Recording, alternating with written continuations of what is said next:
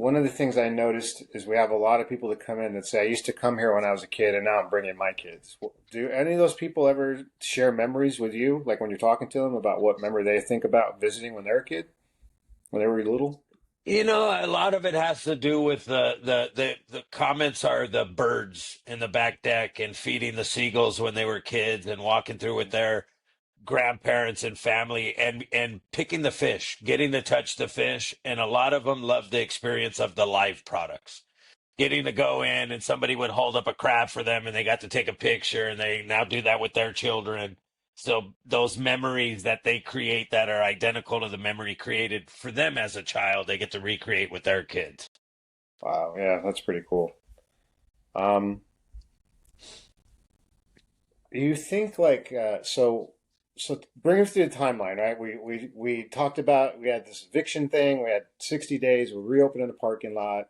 Customers customers continue to come down. We still have lines. We have our 900 seats, which versus the 3,000 we had before. And now it's been 2 years, right? That was 2 years ago. What's the Yeah. next steps as we move into May? Because we're about to move into May of 2025.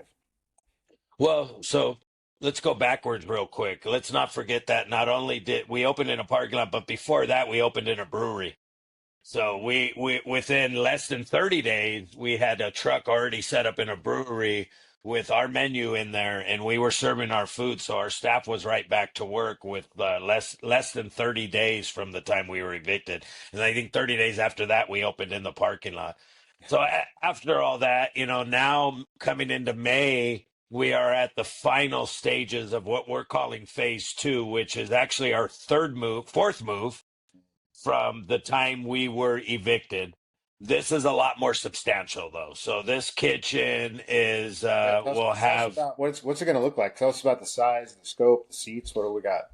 so we're right now we've leased over 35,000 square feet from our landlord. We're doing it. This is another temporary location. Our goal right now is 160 tables, which for us 10 people a table. So we're looking close to 1,600 guests. Um, we've built a full 40-foot container or a bar out of a 40-foot shipping container.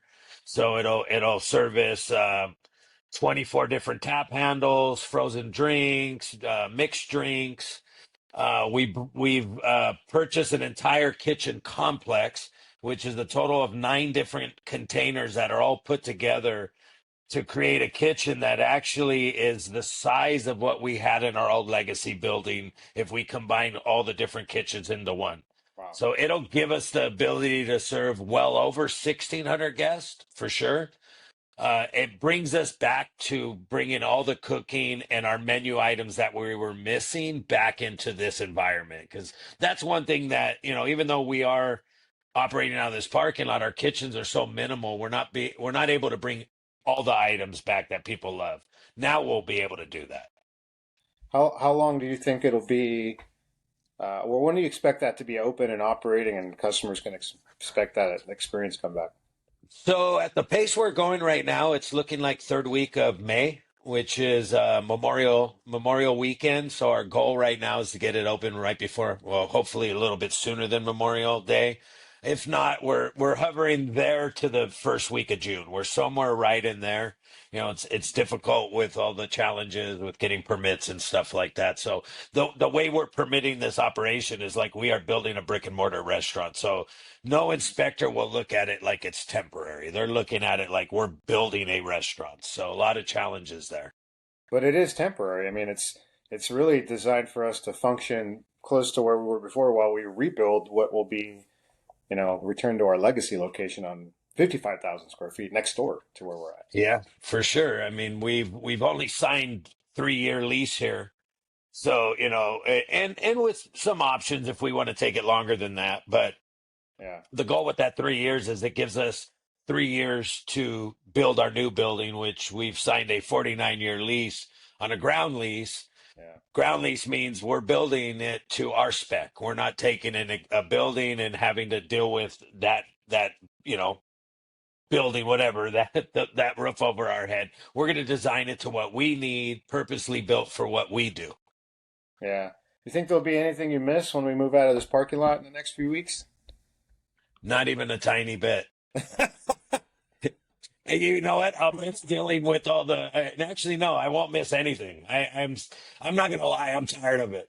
I it's mean, you it's very tough to deal with all this BS of getting into this temporary location. and you Yeah, can it's not tell. Like easy. I think our staff's done too, because they've been on an asphalt bottom instead of inside Yeah. of a building and working out of containers. And even though that's still going to be the case to some degree, it's that what we're building is not going to be like that. So No, yeah, not at all. The environment they're in now, I mean, you got to walk outside to go to the reefers. You got to walk outside to go to your dry storage. It's all disconnected. Now we've took all those pieces and put them into one complex where when you're in it, it doesn't feel like you're in containers. It feels like you're walking through a restaurant. It's pretty amazing, the kitchen facility that we've created. It's pretty yeah. awesome. Proud of Well, it. well, I mean, yeah, I mean, say congrats because that's not easy. It's one of the things people don't probably realize is we've been on this waterfront since 1956. I think it was in 1959 because we moved. Um, I think the Ports of Call restaurant came in like 61, 62, and then the village was built around the late 60s and then expanded, and we got displaced and had to rebuild. And all the businesses that were down there functioning for all those decades are all gone. The only ones Yeah. that survived was us. Yeah. And I think that's a big testament to, how we handle, how we work as a family, how we deal with stress, how we don't give up and how we continually innovate. So, I mean, you're leading the forefront on this part of it on the restaurant side because I wouldn't know what to do in any of this stuff. So nice work. Congrats. Thank you. How you Thank got? you. Thank you. All right. I think we're going to wrap it up. Thanks for listening to episode 7 of Fish Factor with my brother Henry, Chief of Business Development for Sanpete. All right. Also known as the Hammer, let's not forget. Oh yeah, so you can enjoy him in Kings of Fish as the Hammer, There you go. covering all this stuff.